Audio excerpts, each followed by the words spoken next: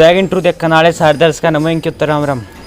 आज ऐसे शख्स से मिलवाऊंगे भारतीय पत्रकारिता नाम तो फेमस, नू भी काली सकुटी वाले के नाम तो फेमस, टोपी पहन वाले के नाम तो फेमस। जब भी बता दे है कोई ने पूछ रहा कौन सा पत्रकार है, जब बता दे काली सकुटी वाला टोपी वाला। लेकिन 2-4 दिन तक सुर्खियां में आ गया है, कौन सा डायलॉग है जित भी जाओ वो चर्चो है। तो सर सबसे पहला नमस्कार आपने।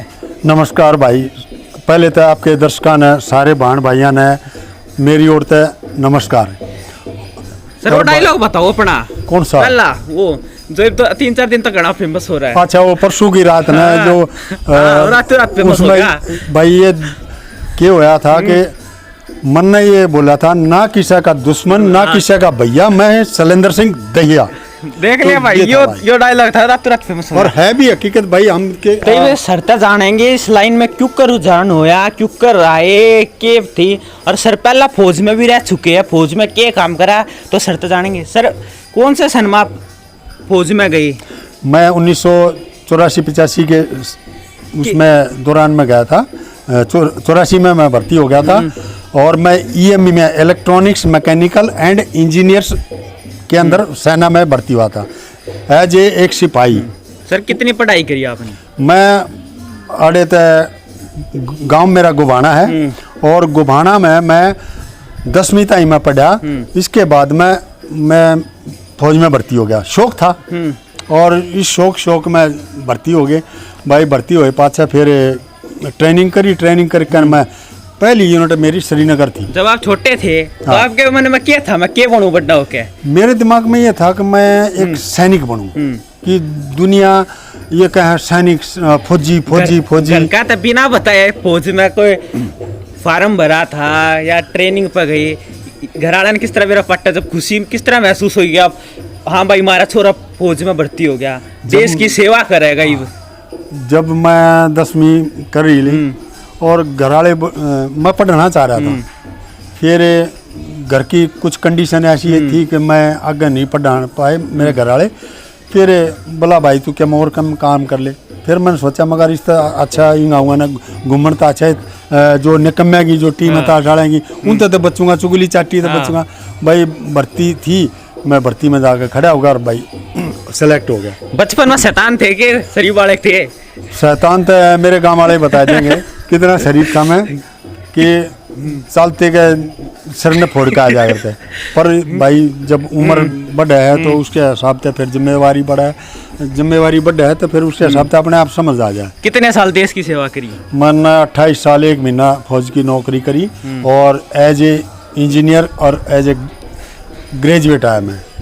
आपने फौज में जब आप गए जी, किस टाइप के काम करे, कौन सा ऐसा पल है जो आप आज से याद रखो, भूल नहीं पाए? आज तक एक मैं गार्ड के साथ में था, 5 गार्ड के साथ में, 5 गार्ड रेजिमेंट जो इन्फेंट्री भी और आर्मर्ड का भी रोल करे है, जो टैंकों की होती है।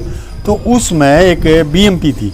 अब जो फौजी भाई देख रहा है तो वो भाई जान रहे होंगे, इन्फेंट्री का हो सकता ना जान पाए, जो गार्ड का होगा, आर्मर्ड का होगा या आर्टिलरी का होगा, ईएमई का होगा, वो तो जानेगा, जो टेक्निकल है वो तो जानेगा। आप टेक्निकल में रहे थे, आप कभी युद्ध के समय गए हो? युद्ध के समय देखो हमारा आपने देखा हो कहीं युद्ध देखे, लेकिन हमारा ईएमई वालों का युद्ध से कोई लेना देना नहीं होता। हमारा टेक्निकल बंदे जाते हैं ना, कभी को फाल्ट आ जाए तो ऐसा है कि अगर दुश्मन के एरिया में टैंक खराब हो गया, गाड़ी खराब होगी, तो हम उसने अगर हो सकता है तो वहीं रिपेयर करेंगे, अगर नहीं हो सकता तो उसको बैक लोग पीछे भेज देंगे, उसको वहाँ से निकाल करके कि हमारे जो इक्विपमेंट है वो भी सेफ रहे और हमारे जवान जेसीओ अफसर जो हमारा सैनिक है वो सेफ रहे।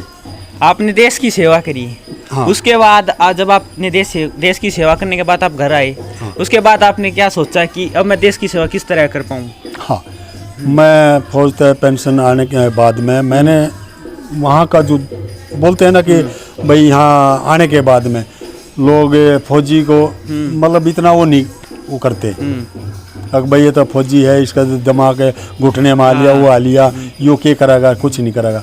तो मैं फर्स्ट में आते के साथ नांगलोई जो डीटीसी डिपो इसमें मैं मैनेजर लगा था टेक्निकल, ठीक है। और जब वहाँ के हालात देखे फिर मैं अंडर प्रेशर नौकरी नहीं कर सकता, क्योंकि मैं अंडर प्रेशर फौज में नौकरी नहीं करी तो मैं यहाँ क्या करूँगा। फिर इसके बाद में मैंने सोचा कि इससे अच्छा मैं अपना काम खुद का करूं। फिर देखा कुछ ऐसे सिचुएशन आई कि हम अपनी आवाज़ को उठा नहीं पा रहे थे, किसी के सामने पेश नहीं कर रहे थे। अगर थाने में जाना तो किसी सिपाही से मिलना भी है तो उसके लिए भी हिम्मत जुटानी पड़ती थी, कि फौजी आदमी तो वो कानून के बंदा रहे। कौन सा सन में आपने पत्रकारिता स्टार्ट करी?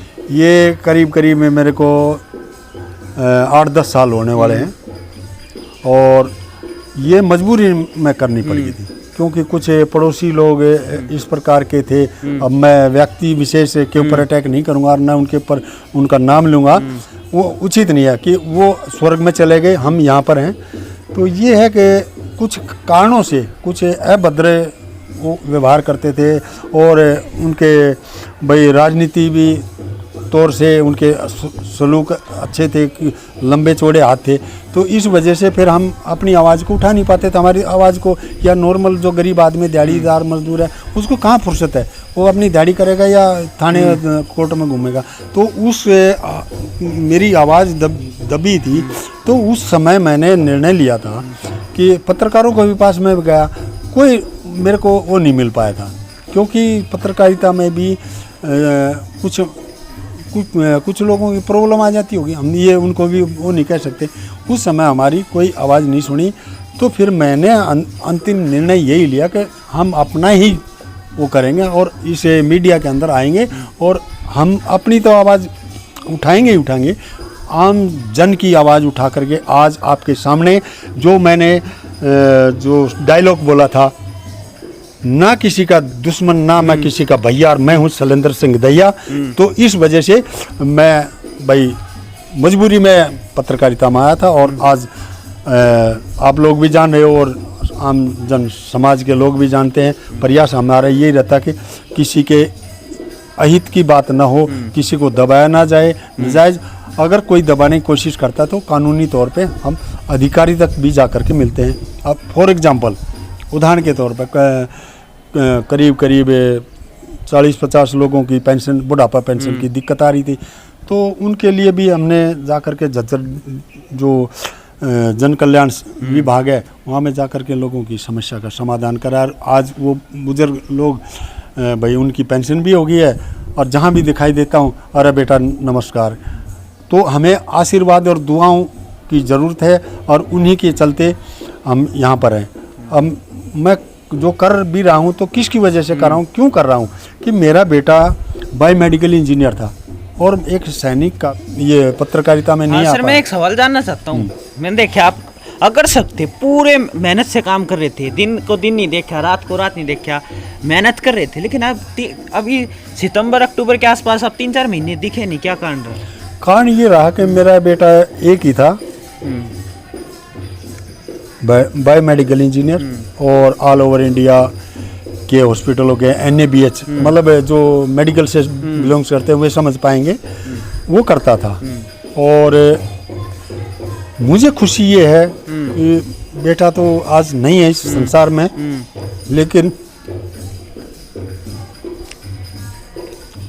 उसकी यादों को लेकर के तो सर अब आप पत्रकारिता में आई, उसकी यादों को लेकर मैं समाज के अंदर जो काम कर रहा हूँ। तो सर के जो बेटे थे वो एक्सपायर हो गए थे इस समय, तो 3-4 महीने नहीं दिख पाए, तो इनके ऊपर बहुत बड़ा अकाल पड़ा, इसलिए 3-4 महीने नहीं दिख पाए। तो सर अब आप अपने आप को संभालो, जो होना था वो तो हो गया, अब आप आगे देखो, क्योंकि आपको आगे भी का काम करना पड़ेगा। अभी भी मैं समाज के लिए काम कर रहा हूँ, करूँगा। और मेरे बेटे आप देख सकते हैं कि सैनिक फौजी होने के बावजूद भी इतना स्ट्रोंग है कि किसी के आगे बता नहीं पा रहे, लेकिन स्ट्रोंग अपने आप में मजबूत है। इतनी बड़ी आपत्ति आने के बाद भी सर, जब आप इस लाइन से जुड़े तो आपको किस तरह की कंडीशन का सामना करना पड़ा? बहुत सारी कंडीशनों का सामना करना पड़ा था। ये उदाहरण के तौर पर जैसे कि मैं नया इसमें घुसा, तो यूट्यूब चैनल के जो भी थे, जितने भी थे, उनका जो अखबार के पत्रकार थे उन्होंने भी विरोध किया था, भाई इनका बहिष्कार करते हैं, ये करते हैं। फिर भी हम, और दूसरी चीज़ है कि ये फौजी आदमी ये क्या करेगा। मैंने देखा है कोई कुछ लोग बोलते थे कि ये फौजी आदमी ये क्या करेगा, बट अगर हौसले और टारगेट, फौजी लैंग्वेज में बोलते टारगेट, अगर अपने गोल लक्ष्य को टारगेट करके चले अपने तो- लक्ष्य को टारगेट करके चले तो कोई ऐसी मुश्किल नहीं है कि हम उस चीज़ को हासिल ना कर पाएं।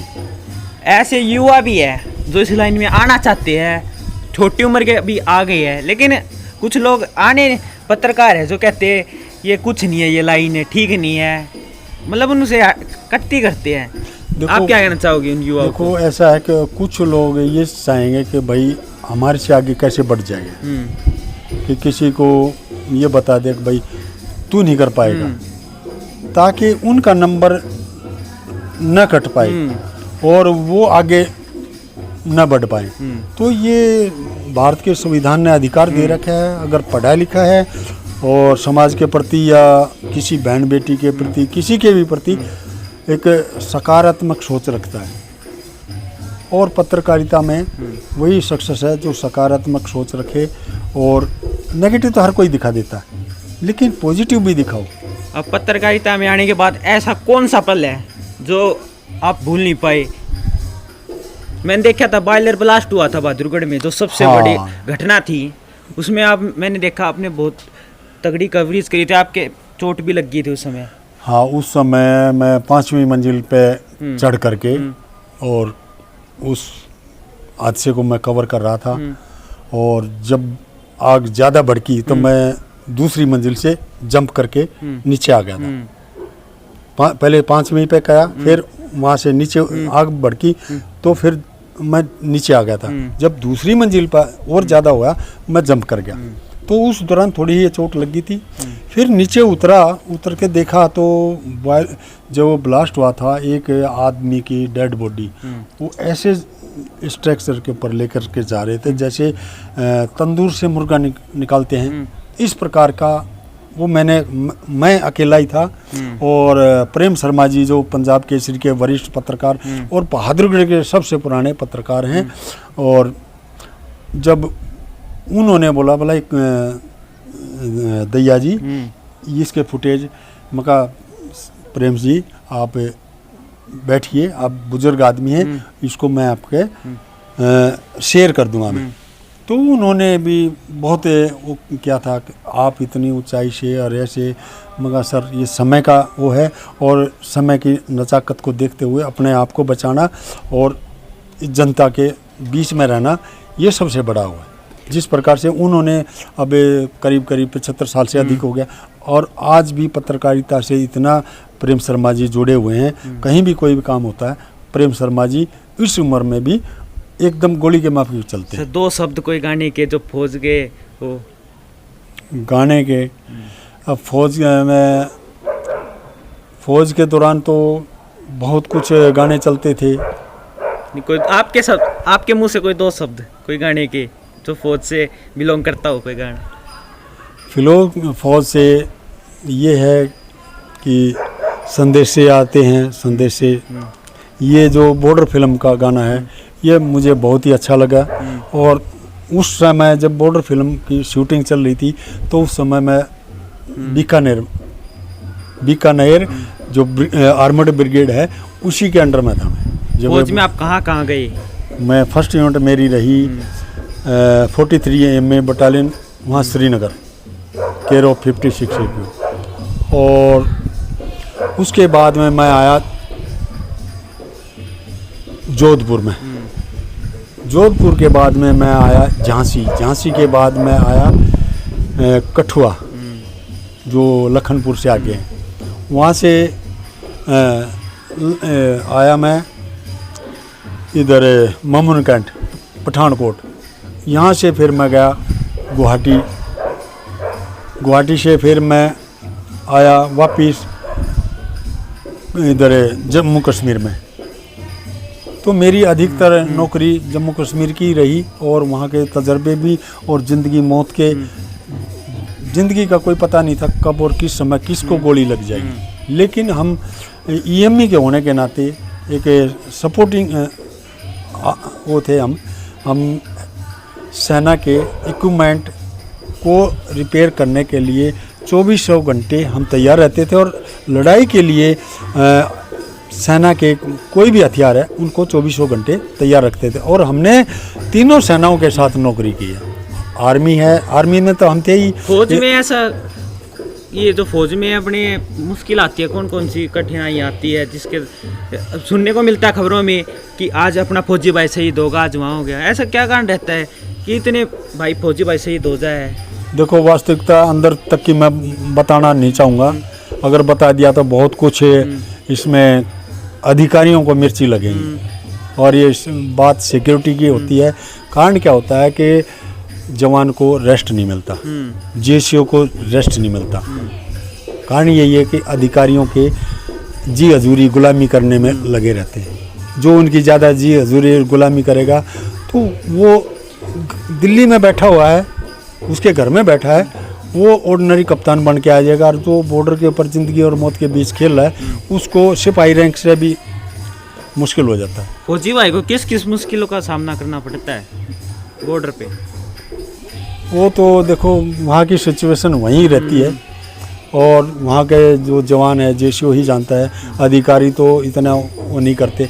हाँ, कुछ देश के वफादार अधिकारी, मैं उनको सैल्यूट करता हूँ, जो वफादार हैं उनके लिए सैल्यूट करता हूँ। तो चलते चलते हमारे दर्शकों को हमारे चैनल के बारे में क्या कहना चाहोगे? मैं स्वैग इंटरव्यू के दर्शकों को यही कहना चाहूँगा कि जिस प्रकार से